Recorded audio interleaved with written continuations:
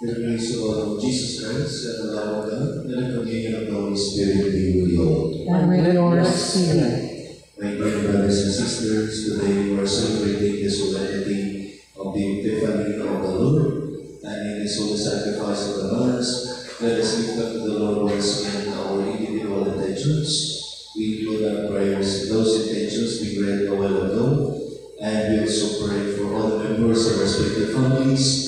And in the celebration of the Eucharist, let us lift up to the Lord our thanksgiving for the many blessings we have received, and we also pray for healing, both physical and spiritual. The Lord be with you.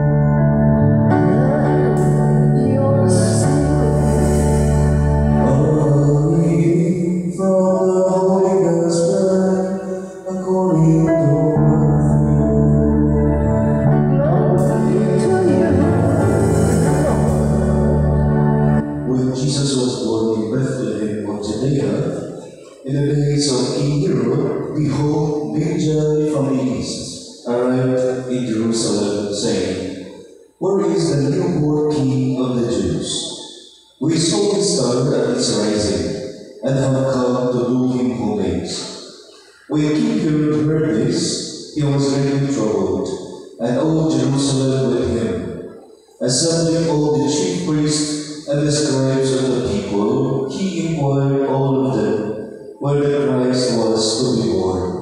They said to him, In Bethlehem of Judea, for thus it has been written through the prophet, And you, Bethlehem, land of Judah, are by no means least among the rulers of Judah, since from you shall come a ruler, who is to shepherd my people Israel.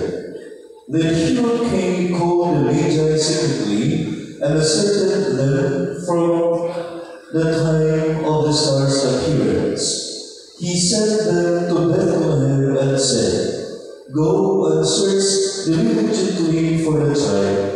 When you have found him, bring me word that I too may go and do him homage. After their audience with the king, they set out, and behold, the star that they had seen at its rising preceded them, until it came and stopped over the place where the child was. They were overjoyed at seeing the star, and on entering the house, they saw the child with Mary his mother. They prostrated themselves and did him homage. Then they opened their treasures and offered him gifts of gold, frankincense, and myrrh, and had been warned in a dream not to return to Herod. They departed for their country by another way. My dear friends, the Gospel of the Lord. Praise to Lord Jesus Christ. Please be seated for a while. Once again, Panginoon na ni Kristo, maayong hapon kaninyong tanan. Karong adlaw atong isaulo kini dakong solemnidad, the solemnity of the Epiphany of the Lord. Unsa may kahulugan sa Epiphany, Panginoon ko na ni Kristo. Kung mag-isgot ang Epiphany, it speaks about God's manifestation, ang pagpadayag sa Ginoo. Yung sa man pagpadayag sa Ginoo ang iyang kaugalingod, ang pagpadayag sa Ginoo pinaagi ni Kristo. So, ang Epiphany Panginoon, God's manifestation po na, but very called more on the event sa Old Testament. Yung sa man po pagpadayag sa Ginoo sa Old Testament Panginoon, nagpadayag ang Ginoo sa iyang kaugalingod, pinaagi sa pangandod, pinaagi sa tingog, kantong mga pangandod, kanitambon, kang Moises Panginoon on their way to the promised land. Kantong Ginoo na nagpadayag sa kaugalingod, sa iyang kaugalingod, pinaagi sa tingog, pahinsating Moses Panginoon, mahitungod sa mana na nangatagad diha sa desert. Pagpadayag sa Ginoo sa kaugalingod, Panginoon, pinaagi sa kalayo na nagitawag of the burning bush, Panginoon. So, daghang mga paagi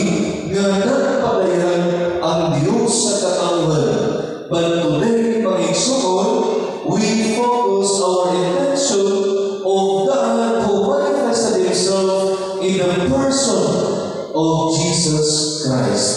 Kung sa unang panahon pag-exalta ni Kristo, ang mga tao nagkasinaing na para nila layo ang Diyos, but through Jesus pag-exalt, we come to believe that Jesus is just near to us. So, in fact, pag-exalt, the name Emmanuel, which means God is with us.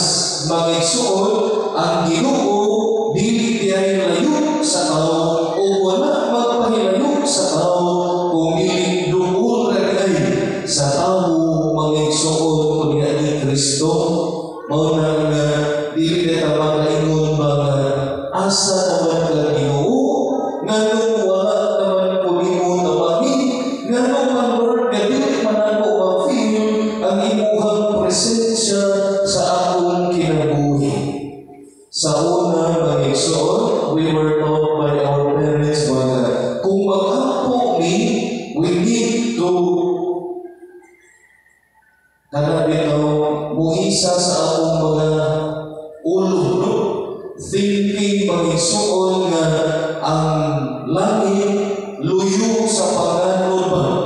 So, distansya kayo ang langit, mag-exalt, mauna nga tungod kay mo ito gitulog sa mua, naka-feel mi ba nga layo nga ang langit?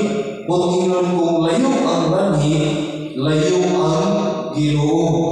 Pero dili man layo, kay sa ato ang pagsaulog in Christmas mag-exalt, gituluan mata nga God is the Emmanuel, meaning He is with us. Mag-exalt. Usahay, dili man, dili usahay, no? Ang punto mag-exalt nga, dili layo ang Ginoo kung dili ang tao ray nagpahilayo sa iyang kaugalingon ngadto sa Dios mag-exalt. Ato ra na mag-exalt. Usabay kisabay pinakasuot na kong higala. Unya nanong nagkasuot man yun. Unsa may rason mag-exalt nanong nagkasuot man yun. Nagkasuot tungkol niya na gitawag o constant communication. Dahil dito, dahil sa rin mag-exalt, pagkinumustahay, kanunay, o mauna, kanang constant communication mo na makadevelop o deep intimacy. Mauna po na atong buhat sa Diyos mag-exalt.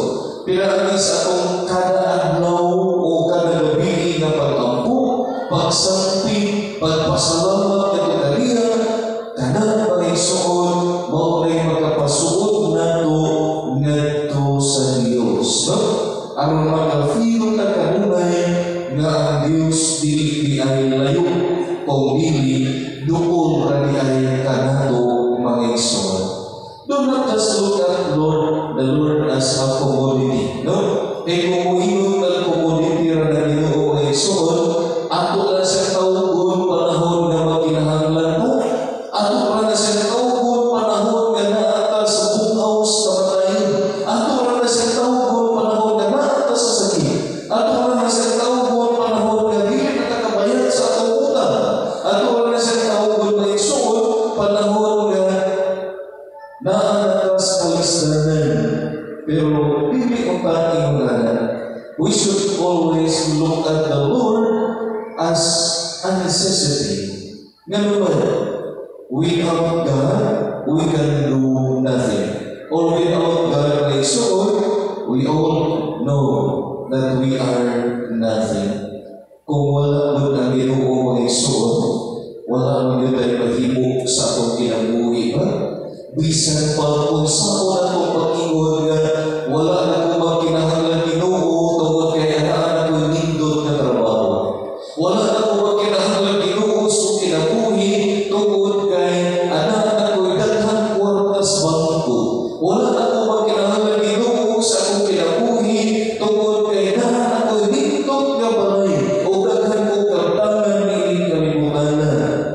Let us be careful yan ang panglantaw o kung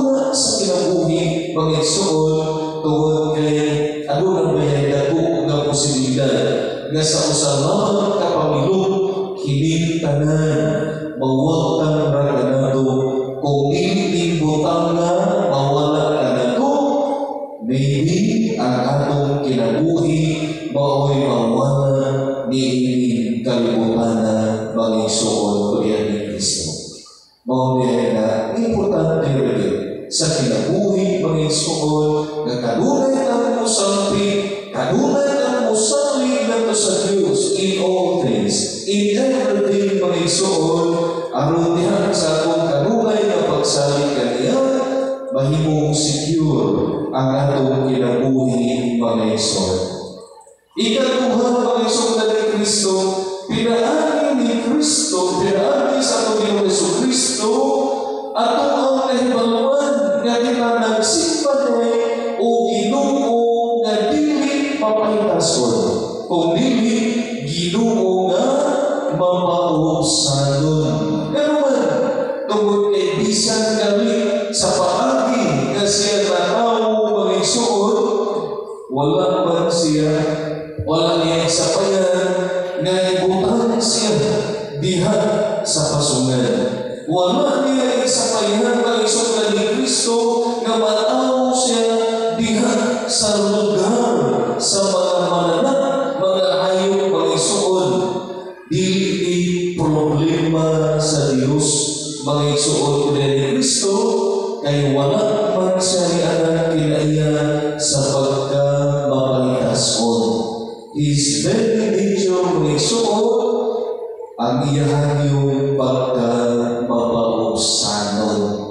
Paghatag ng mensahe ang kanato magigsuon nga wala rin po nga magpaubos na sa atong kaugalingon. Kung magpaubos na, daghan kaghigala.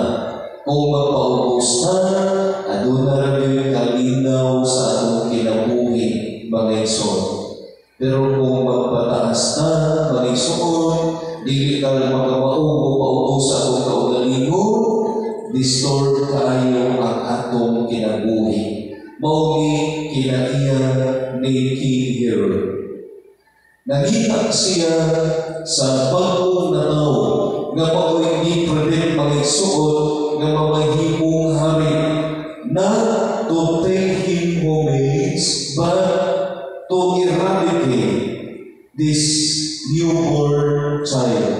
In fact, magigsuon nitong December 28 atong isaulog ang Holy Innocents Day. Garuman, ang Santos Innocentes pagpanilundog kanando nga ang insecurities, no? Ang attachment sa gabu posibleng nga magdala sa tao ngadto sa pagpatay sa ilang isip ka tao. Garbo na kani magigsuon on the part of Herod. Dili gusto nga mapulihan sa iyang trono isip hari. But the true king, this newborn king magigsuon, si Jesus is reminding us that true kingship is not to be served by people, but true king should know how to serve the people magigsuon. So laing man nga konsepto sa pagkahari ang itudlo kanato ni Herodes. Kada manghari nga mulingkod lang aron ang lagaran. Pero ang pagkahari ni Kristo o ang niyang itudlo kanato kada mang pagkahari nga mauwi mo ang lagad sa iyang katawhan. O bitaw na magigsuon, John 3:16, unsa ganito? For God so loved the world that He gave us His only begotten Son, no? That whoever believes in Him shall have eternal life. Mabitaw na magigsuon na ni Kristo sa atong gugma sa amahan kanato ni padala siya sa iyang anak. Iyang anak nga Ginoo taas pero nagpaubos ni puyuban kanato o nanalagad kanato magigsuon ko ni Kristo. Mauna na, kung ano na yung mga opportunities na makapag-alagad na mga igsoon, let us grab that opportunity. One time, kanabitaw ang sorry kong sinulong pa mga igsoon, o niya dito sa pagyahan na nagtao, niya nasabi niya na dito, o niya nahimuko ko mga igsoon na ihay babae, nag-inom siya to ice water ba, no? Tubig na tubig, no? O niya, pag-human niya inom o tubig, huwag ko kailan niya. Iyan, ihatag ka na ko at akong empty na batol, no? Iyon sana, ibutang na ko sa basurahan doon. Tatanong ko yung narubong iso. Kung kinsan, bayahan na na, patakaraman magpanong ko, no? Patugang inom o tubig mga igsoon, dilipan ka tutol o basurahan. Pero on the second thought mga igsoon, naingon ko gusto kong kaugalingon na siguro opportunity din ako nga magpaubos ko sa ako ang kaugalingon. Nagkalain paagi ba mga igsoon? Di sulay yung dutago? Di nga ako lang kanunay tanawon ang akong pagkapari, no? Nga ako mo'y sundon, ako mo'y pangutan-on, kung unsay akong gusto, o niya butumanon, buhaton na yun sa tao mag-igsuon ko yan ni Kristo. Kaya ito na may walang makihipalo, no? O niya, siguro, ang ilang pagkanaw na ko, mamasura ng mga igsoon, no? Pero okay lang na, no? Sa mga igsoon ng Kristo, katong mga kahilingunan, dili na magpataas ko sa kaugalingon, kaya kung ang magpataas kaugalingon, kaya akong ipanutan, ako siyang pagtututan, ako siyang isutugon, nga ingon yun ako kung wala pa din kakatugon o basurahan. Kung sa imong pagkamaw na ko, basurahan, anak na yun, mga igsoon. Pero sa walay tingo, ako na lang ikuha, no? Kung ginawal pa mga igsoon, o niya ibutan sa basurahan. Yung anak na kinabuhi, mga igsoon ko din ni Kristo. Biya ikatulong na minsahe alam kanatong tanan ng igsoon. Sa Old Testament, kining mga Israelita, kung magdungo gamit is Ginoo o ulong na God, mahadlok man sila, no? Muruhod mo apa mga igsoon, thinking that the God they worship is a strict God. Mao bitaw na usa ka igsoong pare, isa ka kaila higala na pare ng igsoon, nagutanan na buwan. How could we introduce to a child na walay amahan? How could we introduce to them na ang Ginoo o amahan nga itong isimba, usa ka mahigugmakon nga amahan, usa ka mahinahunaon nga amahan? Kung kining bataan, wala gali magkasinating o gugma sa amahan. Muna yung pinakalisod bitaw, mga igsoon ko na ni Kristo, yung saan pagpaila-ila sa God the Father nga may gugmaon sa iyang mga anak. Kung ako sa kabata, wala gani biological father, mga igsoon. Muna nga, diha ka maging kamot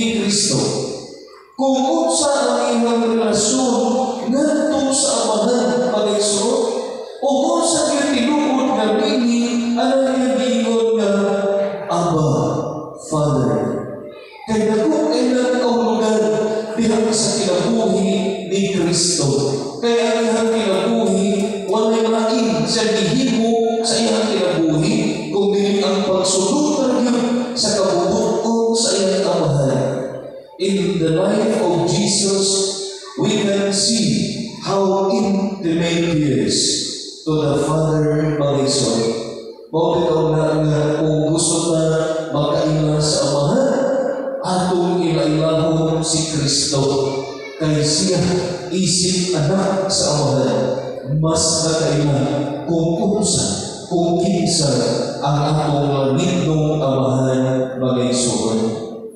Ang iyang kinaiya, mao na yung kinaiya sa Amahan.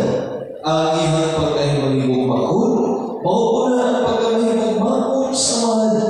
Ang iyang pagkamapasayungon, mao na ang pagkamapasayungon sa Amahan. Ang iyang pagkamapausano, mao na ang pagkamapausano sa Amahan, mag-igsoon ulihan ni Kristo. Mag-igsoon, nasayutan, o kung saan kinaiya sa Diyos ang pangutana. Di sa pagkakani nato pagsukli bisan walang mga sukli ang Diyos mag-igsoon. Sometimes we live a life that is full of ungratefulness. Bisan na ang mga kayuhan na nagawa, usahay, wala na magkasukli o maayong mga pamatasan. Wala na magkasukli o maayong buhan. Pinayon na sa akong pagpakita ni Iling ngadto sa atong isig katao mag-igsoon ulihan ni Kristo. Dili ko ang atong pagluhod sa simbahan. Dili ko ang atong pagkanta o mga worship songs mag-igsoon ulihan ni Kristo. Kung dili, gihangita ni Iling Ginoo na nagpadayag sa kaugalingon, na himong kahayag sa kalibutan, na utang kita na nahayagan, mahimo sa mga kahayag ngadto sa uban, pinaagi sa mga buhat na atong ipakita sa atong isig katao. Tabangan ng katay sa Ginoo ining tanan. Amen.